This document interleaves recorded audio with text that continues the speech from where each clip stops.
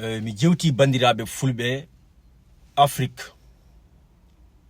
mi salmini bandiraɓe Sénégal. Oɗo ko giɗo mon monsieur Ba, ɓiɗɗo pulle jiɗɗo pulagu, wonko jiɗɗen haalde seeɗa e leñol ngol. Ko adi ko fof,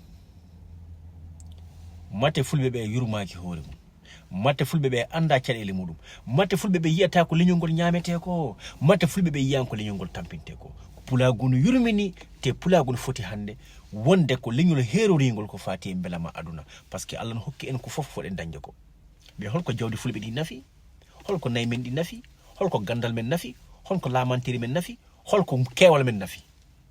Il est temps nde fulɓe wawata yewtidde pamodiren e koye men. ene ala ko wona ngolɗo leñol. So leñol ngol maayi, pulagu maayi, en majji.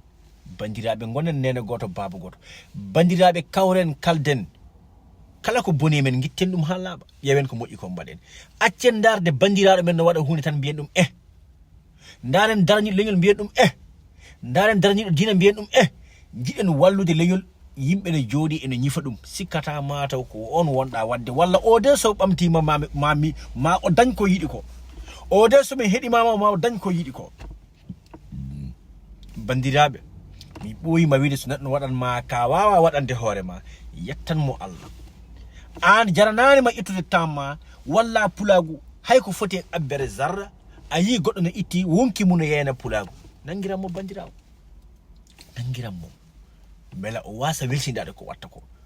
Allah tagi on mais ɓerɗe mon ɗe jiida, mais wadde noon so Allah hokki neɗɗo ko ana ala jaɓanmo. So en mbaɗi noon tan